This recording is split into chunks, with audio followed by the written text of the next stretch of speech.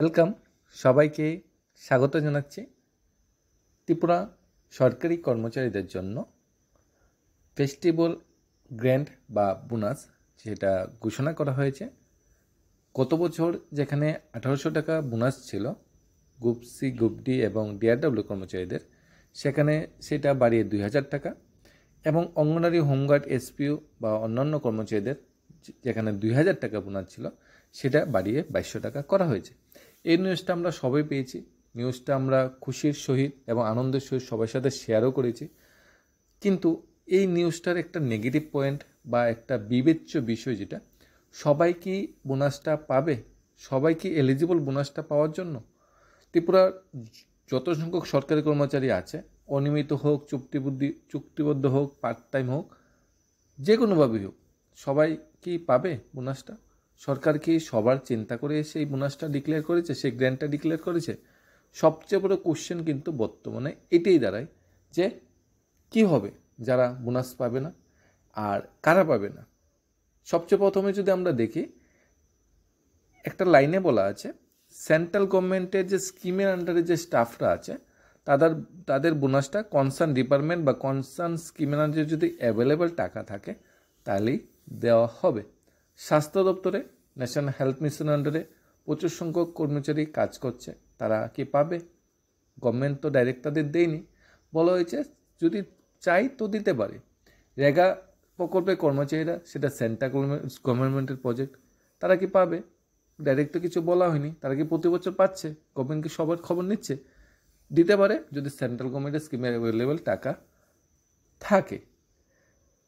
পঞ্চায়েত দপ্তরে এবং আমাদের ডিডাব্লিউএস ডিপার্টমেন্টে পাম্প অপারেটর আছে, যারা 5 থেকে 7,000 টাকা, ম্যাক্সিমাম 7,000 টাকা প্রতি মাসে স্যালারি ডন করছে। 7,000 টাকা দিয়ে আজকালকার দিন একটা ফ্যামিলি চলা খুবই কষ্টকর। তারপরও তারা যেন তেন প্রকরণে তাদের নিজস্ব সার্ভিস এবং গভর্নমেন্টের সহায়তা করে চলছে। তারা কি এই অর্ডার মূলে বোনাস পাবে? কোনোখানে লেখা আছে? নেইনি তো।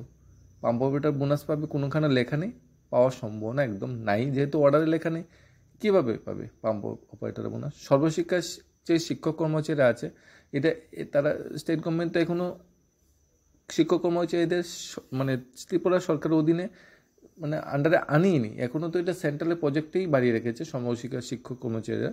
তারা কি সেই বোনাসটা পাবে? বোনাসটা তারা কি প্রাপ্য? সফেদের মাধ্যমে প্রচুর সংখ্যক ক্যান্ডিডেটরা ফায়ার সার্ভিস ডিপার্টমেন্টে, বিদ্যুৎ দপ্তরে, অন্যান্য ডিপার্টমেন্টে চাকরি পেয়েছে। তারা তো গভর্নমেন্টের ডাইরেক্ট স্টাফ না, তারা তো সেই বোনাসটা পাবে না। আউটসোর্সিং স্টাফ পিডব্লিউডি ডিপার্টমেন্টে আছে, বিদ্যুৎ দপ্তরে টেকনিক্যাল অ্যাসিস্ট্যান্ট আছে, জুনিয়র অপারেটর আছে, টেকনিক্যাল অফিসার আছে। আউটসোর্সিংটা মানে সরকারি দপ্তরে আউটসোর্সের মাধ্যমে নিয়োগ হয়েছে, এরকম প্রচুর সংখ্যক কর্মচারীরা আছে। সেই সংখ্যাটা 1000-2000 ছাড়িয়ে যাবে, আরও বেশি হবে সংখ্যাটা, কারণ বর্তমানে আউটসোর্সিং মাধ্যমে শিক্ষক নিয়োগ হচ্ছে, শিক্ষক না কর্মচারী প্রচুর সংখ্যক নিয়োগ হচ্ছে প্রচুর ডিপার্টমেন্টে।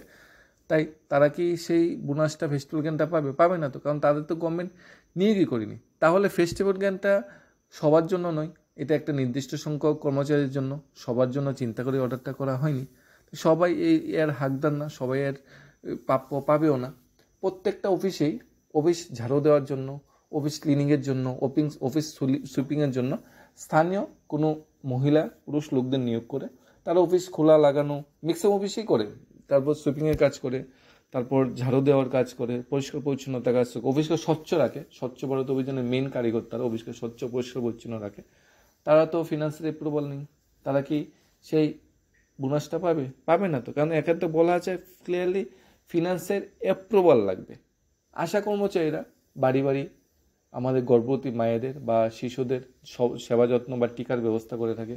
সেই আশাকর্মীর কথা চিন্তা করে কি বোনাসটা ডিক্লেয়ার করা হয়েছে? হয়নি তো। মানে কর্মচারীরাও বোনাসটা পাবে না, কারণ তাদের বিষয়ে কোনো কিছু বলা হয়নি এবং তাদের বিষয়ে যে বোনাস দেওয়া হবে এমন কিছু তথ্য দেওয়া হয়নি। কিন্তু তারা কিন্তু সরকারি কর্মচারী। তাহলে এই বোনাসটা ম্যাক্সিমাম সংখ্যক সরকারি কর্মচারী যাদের স্যালারি কম বলতে 10,000-এর নিচে, তারাই কিন্তু সেই বোনাসটা বা ফেস্টিভ্যালের বাদই দিলাম, এটা তো আমার রিকভার করতে হবে। 20,000 টাকা নেই, প্রতি মাসে 2,000 টাকা করে দিতে হবে। কিন্তু ফেস্টিভ্যাল গ্র্যান্টটা বা বোনাসটা 2,000 টাকা করে, মাত্র 2,000 টাকা করে সেই সব কর্মচারীদের দেওয়ার প্রয়োজনীয়তা খুবই দরকার ছিল। আলটিমেট যারা রেগুলার স্কেলে আছে তারা তো ফেস্টিভ্যাল গ্র্যান্ড পাবেই, সেখানে কিছু কাটছাট করে হলো, যদি আর্থিক অবস্থা খারাপ থাকে, বন্যা পরিস্থিতি খারাপ হয়ে থাকে, সেদিকে কিছু কাটছাট করে হলো অ্যাটলিস্ট তাদের কিন্তু ফেস্টিভ্যাল গ্র্যান্ডটা দেওয়া দরকার ছিল। আমি বলছি যারা 2,000 টাকা পাচ্ছে পাক, তাদের তো 1,500 টাকা তো দেওয়া যেত, 1,800 টাকা দেওয়া যেত, বা যারা 2,000 টাকা পাচ্ছে তার 2,000 টাকার জায়গায় 1,800 টাকা দেওয়া হোক, কিন্তু অন্য সবাই দেওয়া হোক। যদি আর্থিক অবস্থা খারাপ থাকে, এটা বলা হচ্ছে, কিন্তু আর্থিক অবস্থা তো বাস্তবে এত খারাপ নয় যে সরকার 2,000 টাকা করে দিতে পারবে না। এটা কি বাস্তবে মানা যায়? সম্ভব যে 2,000 টাকা করে দিতে পারবে না, কিন্তু বাস্তবে এটাই চলছে। ত্রিপুরার প্রচুর সংখ্যক সরকারি কর্মচারী আছে, তারা কিন্তু সেই ফেস্টিভ্যাল বোনাস অ্যাডভান্স পাচ্ছে না। প্রত্যেকটা সরকারি দপ্তরে ড্রাইভার থাকে, ড্রাইভার ছাড়া তো একটা দপ্তর চলতে পারে না, ড্রাইভার থাকে। তারা কিন্তু সরকারি কর্মচারীর মতনই 10টা, 5:30, 6টা, 7টা সবচেয়ে বেশি ডিউটি করতে হয়, কারণ তাদের আর্লি মর্নিং বাড়ি থেকে বেরোতে হয়, অফিসারদের পিক আপ করতে হয়, অফিসে পৌঁছে দিতে হয়। সেই সব ড্রাইভার ভাই বন্ধুরা কি ফেস্টিভ্যাল বোনাসটা পাবে? পাবে না। তাহলে কেন পাবে না? কেন তাদের দেওয়া হচ্ছে না? তারা কি ফেস্টিভ্যাল বোনাসের যোগ্য না? না তাদের কি হাতের টাকা পয়সা এতই বেশি যে তারা ফেস্টিভ্যাল বোনাস দিয়ে কী করবে? তারা তো বেতনের টাকাই তারা খরচ করতে পারছে না, এরকম নয় তো। আমি যে স্টাফ বা কর্মচারীদের কথা বলছি, তারা ম্যাক্সিমাম বেতন 5 থেকে 10,000-এর ভিতরে ম্যাক্সিমাম বেতন, কিন্তু সেই সব কর্মচারী বোনাসটা পাচ্ছে না যারা স্যালারি কম। স্যালারি কম মানে আমার বেতন দিয়ে আমার সংসার প্রতিপালন করে খুবই কষ্টকর হচ্ছে। 1 তারিখ বেতন ঢুকবে, 2-3 তারিখে টাকা খরচ হয়ে যাবে। তাহলে ওই সকল কর্মচারীরা পূজার ড্রেস কি পরবে না? পুজোতে কি বেরোবে না? ছেলে মেয়ের জন্য কি বলবে না সরকার আমাদেরকে এত টাকা দিয়েছে তোমাদের খুশির জন্য, তোমাদের ড্রেস কেনার জন্য?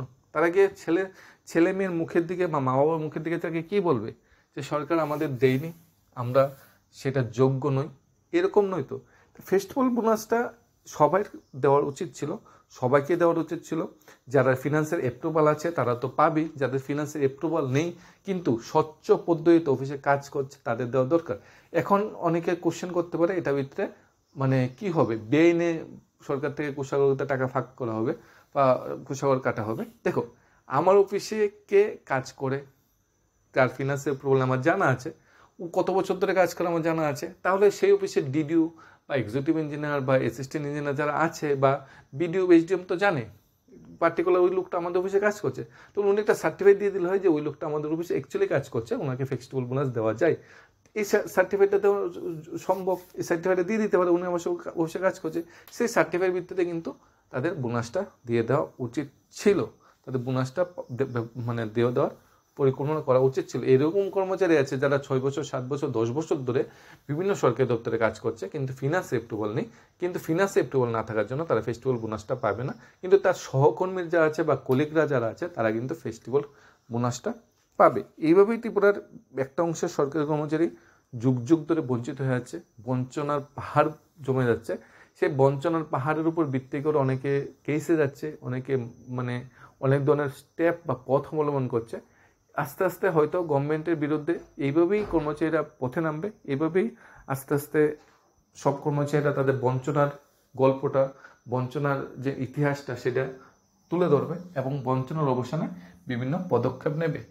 তাই বলছি, ফেস্টিভ্যাল বোনাস আমরা গভর্নমেন্টের বিরোধিতাও করছি না, গভর্নমেন্টের পক্ষ বলছি না, বাস্তব কথা যেটা সেটাই তুলে ধরছি। ফেস্টিভ্যাল বোনাস স্বল্প পরিমাণ 2,000 টাকা সকল শ্রেণীর কর্মচারীর হাতে দেওয়া দরকার।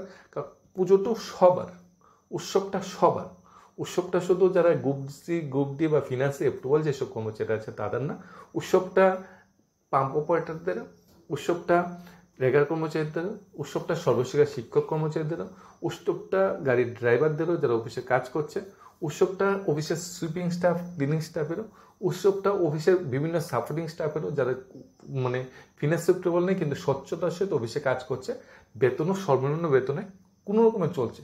উৎসবটা কিন্তু সবার, তাই উৎসবটা সবার কথা চিন্তা করে তাদের সে ফেস্টিভ্যাল বোনাসটা অবশ্যই দেওয়া দরকার। যাদের 60,000 টাকা বেতন তারা যদি 2,000 টাকা ফেস্টিভ্যাল বোনাস পেতে পারে পুজোর মরশুমে, তাহলে যার 6,000 টাকা বেতন সে পাকবে না কেন?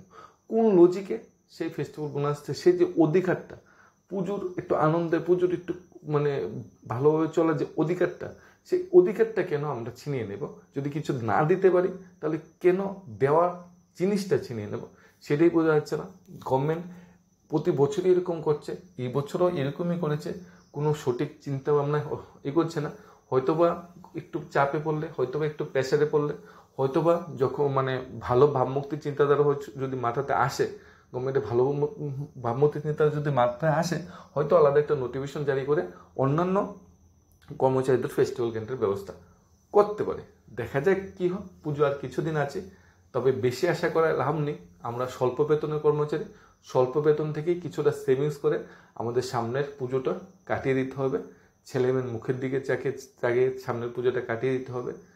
আমাদের আর কোনো রাস্তা নেই, কারণ আমাদের চিন্তা করার জন্য একমাত্র আমরাই আছি, আর কেউ নেই। ধন্যবাদ সবাই।